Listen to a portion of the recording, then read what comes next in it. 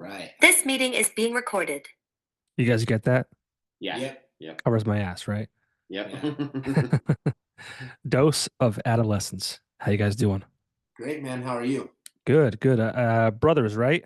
Yes, sir. Jimmy and Timmy? Yep. I'm Timmy. Jimmy. Yep.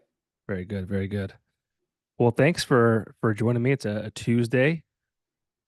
Yeah, man. Thank you for having us. Yeah, man. I love doing these, and I'm thankful to have a connection to your PR team, and they sent me your way, and I'd be like, yeah, I'd love to chat with these guys because you guys have been around for a while, right?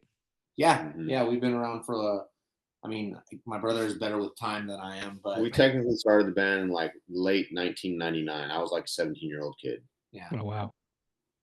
Yep. Been around for a while. You did some music, had a lot of great experiences. There's a hiatus, but now you're back. New album coming out middle of November. I think it's November 15th. Yes, sir.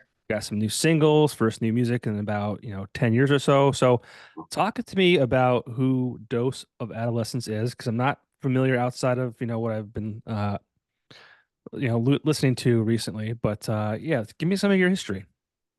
Yeah. So Dose of Adolescence is obviously us, Timmy and Jimmy Brown. We are originally from Southern California. We kind of grew up in the like skate, punk rock, like music scene, surf. Like Southern California is just really like a mecca of alternative sports and music, and it's kind of just like the lifestyle that we grew up in. And yeah, we just fell in love with making music and just continued doing it. Mhm. What age did you guys start at? We started the band when I was about 17. Just kind of started writing some pop punk songs. Yeah. So I would have been around 20, 21 in there. Yeah. Okay. Yep. So close in age. You guys were close growing up, I guess. Yeah. Yeah, we were really close. We were both raised by our dad, so it's kind of like just a tight knit situation. Gotcha. Yeah. And are you currently in California? No, we live in the Nashville area now. Oh, cool. Okay. Yeah, and just a little south of Nashville. Gotcha. And what just the music take you from California to Nashville, or how did that work out? Just kind of time to move and get out of California. Was that recently, or A little over 4 years ago now. Yeah. 2020. that seems like the common theme, I think. Yeah. Yeah. A lot of people from California definitely moved here during that time. Yeah. We had just really had the chance to see a lot of different places, and I think the last time that we were in Nashville on Warped Tour, both of us were like, what about Tennessee? Yeah. And it just kind of ended up working out for us to be in Tennessee. Yeah. Yeah, Well, sorry, go ahead. No, go ahead. We had actually planned on moving we started making the plans to move here in 2019. And then the day that we picked, like COVID and all that happened, and we just didn't let it stop us.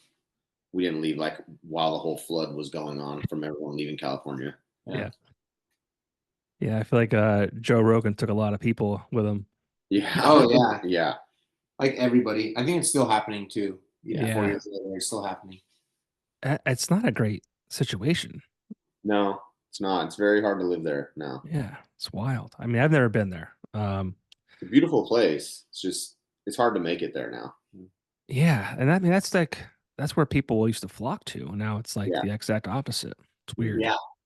Yeah. I mean, I would still flock there for the weather and the beach and like things like that. Yeah. Yeah, I mean, I'm in Scranton, Pennsylvania, so it's like we've been there. I love Yeah. Scranton. Yeah. for We've what? We've done the Warped Tour there like I think at least 3 times. Yeah. Maybe Okay. 4. Yeah. We were there in 08, 2010, and 2013, and 2018. Oh wow. So I was probably floating around in your early years there. Okay. Wow. You know? I remember we used That's to cool. always down at the base of the mountain. We would always eat at that Panera Yeah. and go up to the pavilion later on. Yeah. It's a cool venue. I think it's struggling a bit. There's actually a Post Malone's coming tomorrow. Oh wow. Oh wow. Yeah, which is probably the biggest name I feel like they've had in a lot of years. But I have tickets to go, and I'm like it's the thing about that place is there's one way up and there's one way down. Yeah. So Yeah. it's like if you don't time it right, you're gonna be sitting in your car going up or sit in the parking lot waiting for people True. to kind of come out. But Very true. I never thought about that. yeah, Crazy. I mean, listen, I'm not shitting on it. I think we're fortunate. Like we have that. We have the Mohegan Arena, which is in Wilkes-Barre, that, that has shows. So it's like it's really cool that we have that. I mean, I'm 10 minutes away from Montage. But yeah, it's not ideal getting in and out. Yeah. No, I could imagine, because I remember even on Warped Tour, and for us, it was there like during Warped Tour, if it's taking a long time to get up or down, it's like we're stuck there anyways for the entire day. But like if I was going as like a consumer and going to a show, I would be frustrated needing to come down that line. Yeah. The one year, was it 08? Maybe not. It was 09. It was a major storm. It was hail involved and everything. And I had just gone up. I was actually the job I had at the time was like an entertainment weekly newspaper. So we were there for that, and I didn't bring anything with me. So like we were like huddling under other people's tents and shit like that. It was not great. The weather could get crazy on Warped Tour. Yeah. Yeah. Out of nowhere too. And did your start kind of come at Warped Tour? Like I try not to do too much research because I try to do some fact finding organically, right? But I feel like you guys like did a lot of hustling early Warped Tour years, and kind of like grew from that. Is that true? Is that accurate? Yeah, I would say that's really accurate. I mean, for us, like we had two goals when we started playing music, and one was to play the Glass House, which was like this local venue where we're from. It's like a 2,000 cap room, and our other goal was to play Warped Tour, just because we had grown up going to Warped Tour. Like that's Warped Tour is really what, for me personally, what really made me fall in love with music and different genres of music. And I love the way that Warped Tour was built to like expose people to new music. So that was like a huge goal for us, and us not knowing anything about like business or how to get on tour or how to get on shows or anything like that. We kind of just went for it. We had heard about a band called Mayday Parade following Warped Tour, and they sold a bunch of records, and they ended up like getting a record deal and things like that. So we were like, hey, if it worked for them, let's try it. So we tried it, and we were very successful. We sold a lot of records across the country, and it just kind of helped us evolve. It helped us create relationships like on the business side, and helped us really just learn about the business of music. Yeah, I guess there's like nothing like, just kind of immersing yourself into something you want to be a part of, right? Yeah. Yeah. And I mean, it's scary to do things like that, but it, like in life, everything that you do like that, I feel forces you to grow. So it may be uncomfortable for a minute, which I mean, it was. You go out on the road not knowing how you're going to pay for anything, and it's essentially like a cold call. What we were doing, you walk up to people and you're like, hey, who are you here to see? Do you want to listen to us? Do you want to buy our music? So it's a lot, man. Like you can get told no a lot before you actually begin to sell CDs. Yeah. And it's a scary thing, but like it made us grow so much. I think it's really funny that you referenced a cold call, because like my job, I'm primarily in sales. I do some on-air shifts on the radio as well. But yeah, like you talk about getting outside your comfort zone, and it's like anything in life, right? Like whether it's, figuring out how to cold call and, pick up that phone or knocking on the door or even going to the gym. Like it's uncomfortable. It sucks. But like once you do it, once you're in it, once you're like, you get some momentum going, it's like becomes pretty easy. Yeah. I was thinking about that this morning. I think everything in life is just compound interest, and it's just you're either going to stick with something and you're going to see the compound interest of continuing to do something over and over and over until you actually get good at it, or you're not. I like that. Yeah, That's good. I like that a lot. So you get on Warped Tour. we did. That was like a really cool thing for us. We had so we went out the first time and we just sold CDs. That's all we did. The second time we were like, okay, we sold CDs. Like, what do we do? So we were determined to try and figure out how to play. The second time we were able to play in front of the line out in front of Warped Tour, and we sold CDs every day. But that gave us the ability to go to these meetups that Kevin Lyman was having every day. So we were basically, and a lot of it was repetitive, but we would sit there and just kind of like soak up all the knowledge that Kevin Lyman was sharing every day at these meetups. Because what he would do is each city that Warped Tour would go to, they would invite all the local people, like young up and coming podcasters or magazine writers or photographers. He would invite all those people to these meetups every day, and everyone would have questions. So we would go and listen to the questions they had and kind of just soak up the knowledge. And then we basically, after what year was that we did that? That was 2010. Okay. After we did that, we went back home, implemented everything that we learned, and then in 2013 we got a slot on Warped Tour. Nice. Yeah. That year, 2013, right? We did like, it was 14 shows in 15 days. We played Scranton. We did like a lot of the eastern half of the Warped Tour that year. Very cool. And so, I mean, did that help, propel you like in your record sales and all that kind of stuff? Like, how did that help you along the way? I think for us, it really like started a kind of like a new journey for us, because we went out, we played that 2013 Warped Tour. We saw some reaction to what we were doing. We were strictly like a rock band then, but it wasn't like this big growth spurt. Like, oh, we got on Warped Tour, there was this huge growth spurt. And I think a lot of it had to do with the music that we were making at the time. It was great music. We were making great songs. But when you get out there in the big cesspool of Warped Tour, I don't want to say actually cesspool is probably not the bad word. I know what you mean. You're in the mix, right? Right. So we're out there in the mix and we don't really stand out. So we grew, it was good for us, but then we went back home and we ended up making like a collaboration song. A couple months had gone by. I had a meeting with Kevin Lyman and I was just like, hey man, we went out on Warped Tour. We used all the things that we learned from you and we kind of don't know what to do now, and next move. Yeah, we don't know what our next move is. And we show him everything we have been doing. And then we show him this collaboration song. I kind of had I felt like it was on the back burner, something we may put out. We had done it with some hip hop guys that we met and we showed it to him and he was just in love with the song. And he was like, I've heard so many records recently claiming to be something new and different. And he said, this is new and different. So I think it was just like these places that we would get to that would kind of just push us to the next place. And I think having that conversation with Kevin Lyman encouraged us to really go down a lane of trying to make different type of music and kind of put us where we are right now. And is Kevin the founder of Warped Tour? Yes. For those people who don't know? Okay. Yes. Gotcha. Well, what a guy to have at your disposal, right? Yeah, no, I mean, it was definitely like amazing to be able to send an email and be like, hey, Kevin, can you help us out, Yeah.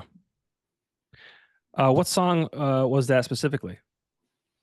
So that song is a song called Lower Middle Class. Sorry, I was like, I don't know which one was first. It was called Lower Middle Class, and it was the first time that we had ventured into trying to mix like rock and hip hop. Yeah, that was the first song we wrote like this. Yeah. Right.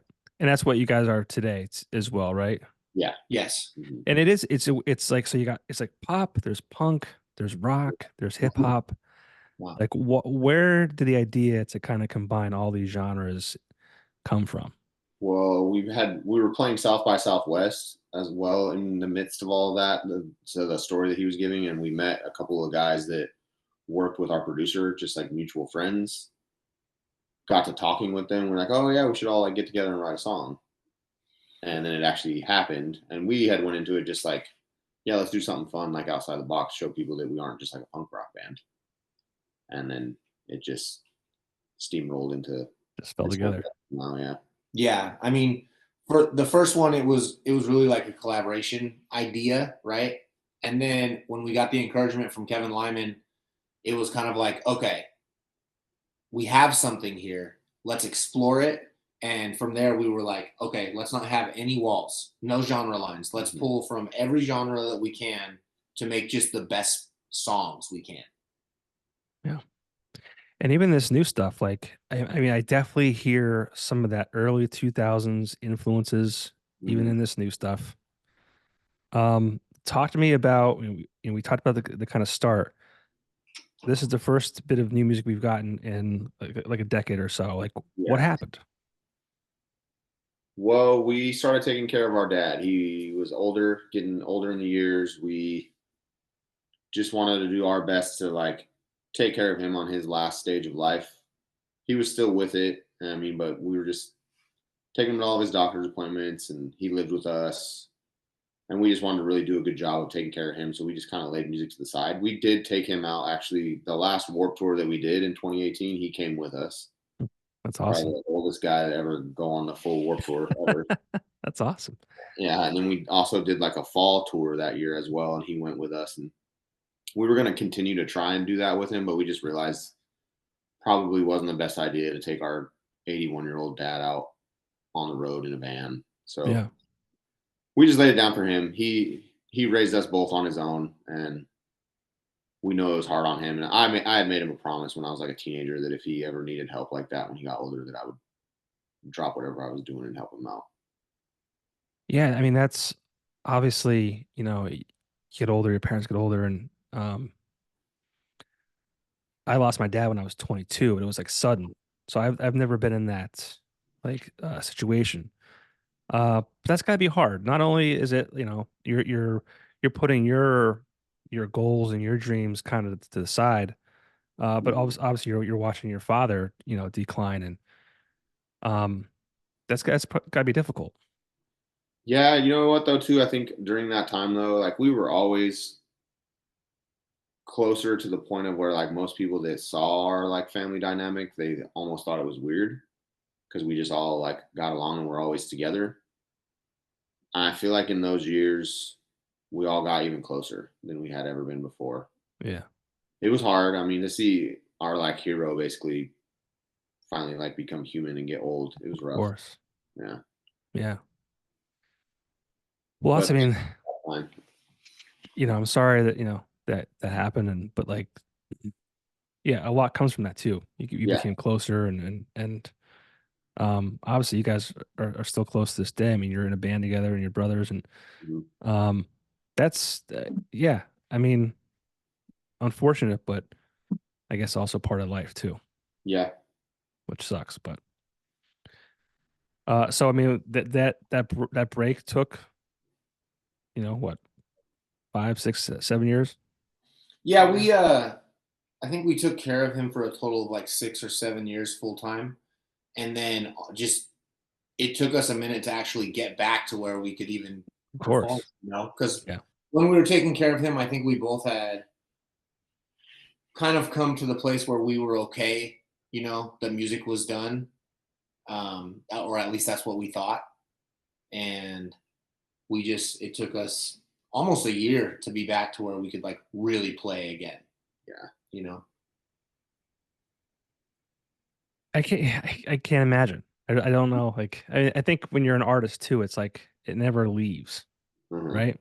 And I mean that's what it was. Like after our dad passed away, we kept coming back to each other. Like there would be a time where I was really feeling like that's what we were supposed to be doing, and I would go to him, or vice versa, and he would come to me and be like, "Hey, I really think this is what we're supposed to be doing."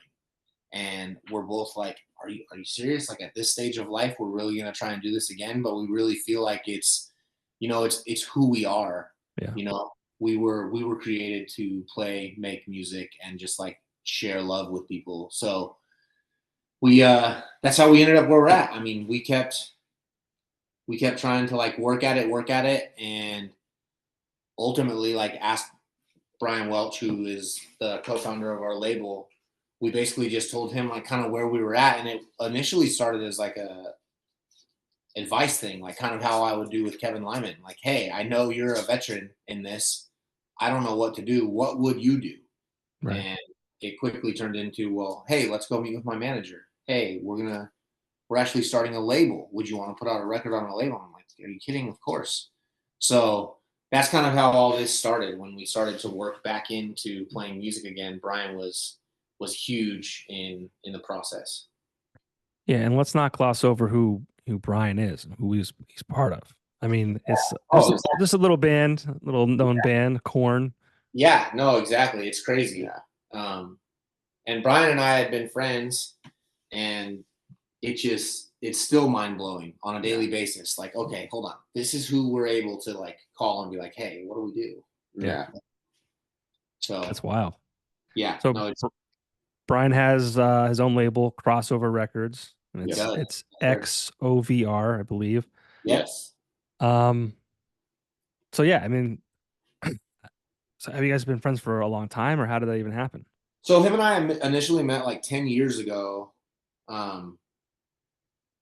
Didn't like, and that's all it was. I met him, some friends, we all hung out and went to eat after an event, and then I reconnected with him when I moved to Tennessee, and that's when we really started hanging out. It's amazing how those things happen. Oh, it's incredible. It's incredible. I try and I don't try and preach. I kind of say this often. It's like it only takes one. Like it only takes one person to like hear your music. It only takes one person to say yes to a big sales deal, or only it takes one person to whatever it might be. Like Yeah. it's just kind of crazy how that kind Yeah. of That kind of goes right back to like the cold calling thing, you know. It only takes one person to say yes sometimes. You can get a million no's, but those yeses, they'll come. Yep. Yeah. So you're with this new label, and the two songs you have, Lean Back and Get Back Up, right? Yep. Yeah. And the new album is coming out, like I said, mid November. Mhm. What's that process been like, you know, being out of the game for so long? Oh, a lot of work. Yeah. A lot of work. It's sure in the short time that we didn't like make music, the game changed so much. Yeah. So it's been a lot of work, but like a learning process Sure. that I think we're like this month when we release Lean Back, I feel like we started to finally get our stride and kind of get a rhythm. So now I'm really excited for the single that we're releasing next month, and then to release the record. It's been a lot of work, but we're a lot of growth. Yeah. A lot of growth. One note I wrote down, and you kind of talked about just now, it's like how different things are and how things change so quickly. You know, you're talking about when you first started, you know, the DIY, you're hustling, you're out there following the tour, you're slinging records that way. I mean, nowadays it's completely different. Like it's Yeah. like, do bands even make CDs anymore? Like I know obviously vinyl's a thing now, Yeah. like right, but like I mean, the landscape is so different. Yeah. So what was that like? Like to you know, you said you a learning experience too, but like it's kind of crazy how it's like you like kind of went to sleep for, you know, 6 years and you woke up and you're like you're in a Yeah. coma, right? And it's like, okay, the world's different. Yeah. I think it was even crazy just to see how much social media had changed, because we had obviously used social media before for the music, but just to see even the way that like fans interact on social media now has changed. Yeah. Like several years ago, we would post a cool picture of us playing live and it'd get a couple hundred likes or something easily. Now, if you got to keep doing these reels of like the same song almost over and over, and sometimes you might get even like 4,000, 5,000 views on it, but the likes like aren't there like they used to be. It's just different. And it was crazy for me to see that. And now you gotta do TikTok. Yeah. Yeah, TikTok. we downloaded one of those 9 months ago. I'd never personally been on TikTok before in my life. Yeah, it's tough. I mean, I don't know. I haven't figured out how to use it to my advantage yet because I use it for humor because I think people are funny as shit on the internet. But um, I don't know. Just it's like it's beyond me. Yeah. Like, Yeah, I'm too old. I think all of them can either be a tool or a vice. Yeah. You know, and it just really comes down to like having boundaries. And I'm speaking to myself right now because doing all of this, you definitely get caught up, and I'm like I catch myself checking my phone all the time. But it can be a tool or a vice, you know. Yeah. And I think it's been a process, I think, of going back almost to when we first started, when you have to kind of be fearless in what you'll try, because you know not everything works. It's trial and error. Right. So some of this stuff is just being willing to try again in ways that I was like, what are we doing? We're filming videos out in front of the cars driving by right now. Yeah. So And then go ahead. When you figure it out, it changes again. 100%. It's not 100%. Fair. Yeah. So, but I think it's cool. Yeah. Because I think like with anything, it's compound interest. We're starting to see the compound interest right now because, we started posting, trying to because like you said, you can't go sell someone a CD anymore. The game is entirely different. So a lot of what people are doing these days is through social outlets. So you start posting and you learn about it. We went from posting pictures again to where I started learning how to make reels. I get in a rhythm of making reels, and then I hire someone to make reels. So each time our content quality and level is just going up. But now that we're doing the higher quality stuff, we're even seeing the compound interest trickle back to the original stuff that we were making ourselves. Right. It's also fun to see kind of where you started and where you're at. Yeah, 100%. You see the work, Yeah. The process is what it's all about.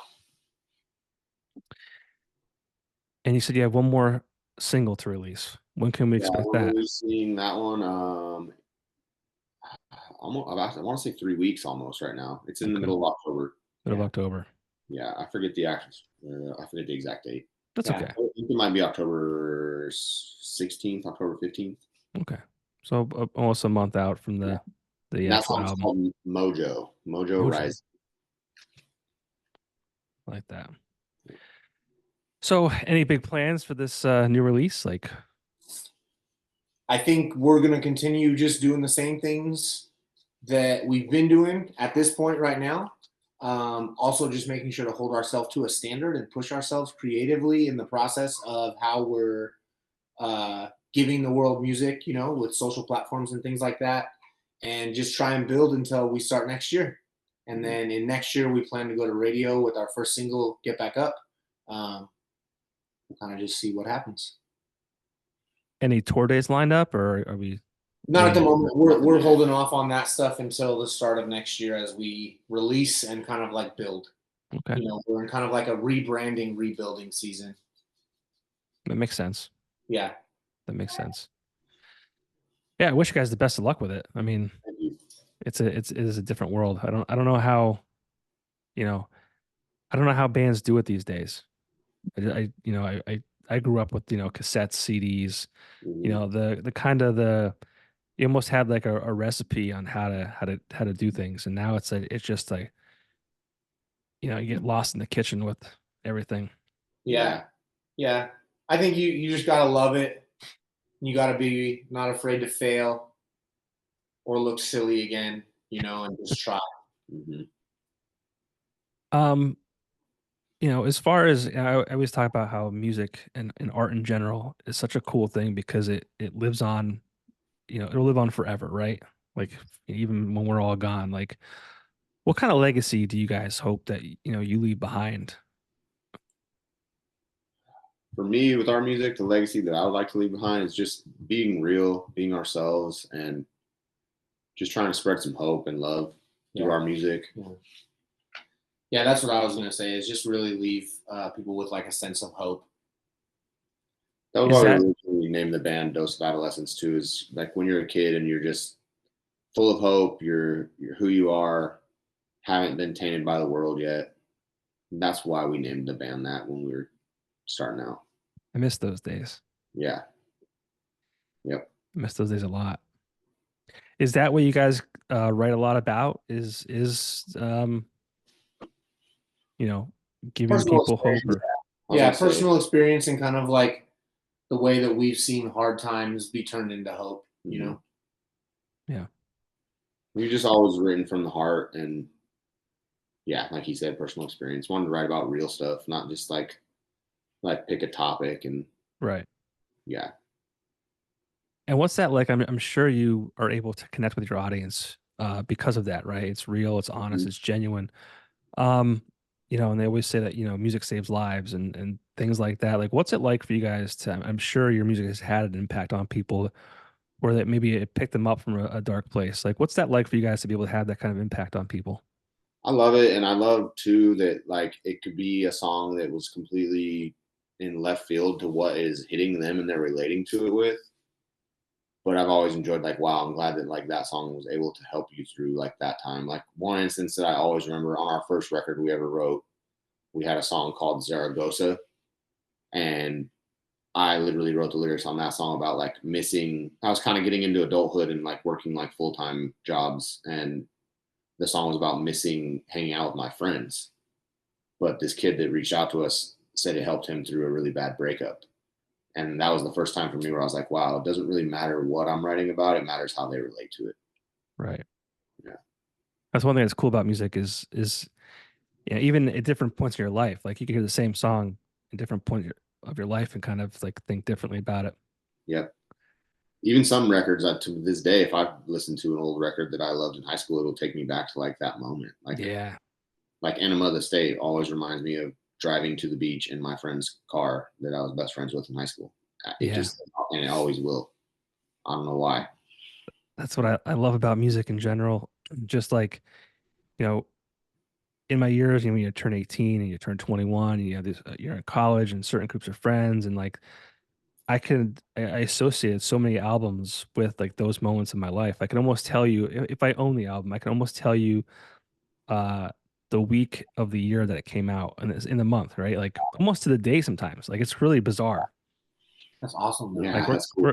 we're coming up on, I think so in 2003, I think the Limp Bizkit, Nickelback, and John Mayer album came out around this time Wow. back in 03. Wow. I should look it up, but I won't. But yeah, it's just like and I've kind of lost that to a degree because yeah, my life is more routine now. You wake up, you go to work. I mean, I have two kids, which keep me on my toes, right? We almost thought that my daughter broke her ankle at a party on Sunday. I think it's just a strain, but like what I'm getting at is like these certain moments and these like meeting new people, and it's not as common now. I guess it's more of a routine, but music is such a powerful thing, and I'll leave you with this. Like you mentioned before about what'd you say? Uh, shit, I had it on the tip of my tongue. Damn it. Um, damn it. Well, I won't leave you with anything, I guess. Shit. I had it. What were we talking about? Just being powerful and Compound interest. yeah, compound. I love that too. Damn it. Did I write it down? I don't know. I lost it. It happens, All good. man. Ah, damn it. It was a good one too. I promise. You'll probably remember right when we're done. I will. Yeah. I will. That's how it'll work. But I don't know, man. But album name, is it Zircon or Zircon Ave? Zircon Ave. Yeah. Is that like That's the street we grew up on. Yeah. that's sweet. Okay. Yeah. Very cool. Yep. And then that album cover there is a picture of our dad and him. Yeah. Oh, that's awesome. Yeah. That's awesome. Yeah. But yeah, like I said, best of luck with everything and yeah, you know what it was certain people like are I think put here on earth for certain things. Yeah. Like 100%. musicians, like I don't know what I'm here for, right? But like I see like my sister-in-law, she works with mentally disabled children. And that takes a lot of like patience and like there's like I feel like people are put on this earth like to do those kinds of things because like I don't think I could do it. And and we need those people. Like it's just like so I think people are really put on this earth to do certain things and artists, musicians and who can have an impact on people. So yeah, I agree. That's for what sure. it was. Yep. That's a good one. It wasn't that good. It wasn't that good. I totally agree. So where can people find you on the internet? You can find us on any social platform, any streaming platform under Dose of Adolescence, and it's DOSE space OF space ADOLESCENCE. Mm-hmm. You can stream all of our music on all the major streaming platforms as well: Spotify, iTunes, Deezer, Amazon. pretty much everyone that I think is out there. You can find it. We're on YouTube Music. We have all our music videos up on YouTube. And you guys did a cover, right? Yeah. Call Me Maybe. Call Me Maybe. Yeah. The hit of the year, that was at 2012, maybe That was actually around the time we did it. 2011 or so. Yeah. I think we What did a it great song. 2013. Yeah. Now, did that song, was there a reason why you did that song specifically, or is that just? I think my brother just really liked the song, like Yeah. the original. He just could tell how like catchy it was and just Yeah. a well-written pop song. Yeah, so I heard the song before it broke in the United States because she's a Canadian artist. Mm-hmm. So I was driving back from Vegas and I heard the song and it hadn't like popped yet in the US. And I was like, this song is just so good and I love pop music. And then I randomly saw a video on YouTube of this baseball team from Florida doing this dance to it, and the video had gone viral. And I was like, we need to cover the song and then kind of do a parody of the baseball team's video that they did on YouTube. Okay. So that's where the idea came from. That's and that cool. video is up on YouTube as well. Yeah. Nice. Okay, I'll check that out. You'll be covering Sabrina Carpenter next. I don't know. I don't even know who that is. I don't You don't know who that is? No. Man. I think I've heard the name, but Oh my God. She just released a new album, but she's got like 3 songs that are just like bangers, and they're wait, just, she blonde haired girl? she is, yeah. Okay, I think someone was literally telling me about this girl last night. Maybe I need to check it out. Not against covers anymore. They're just they're fun, but They're fun, yeah, just as soon as randomly. you cover it though, and then people want you to play that song for like Yeah. several years. True. Yeah. True. All right, guys. Thank you so much for your time. I really appreciate it. Best of luck with the new record, and I'll be sure to follow the journey. Awesome. Thanks, man. Thanks, John. You have a Appreciate good it. day, man. You too. Thanks. Bye. Later.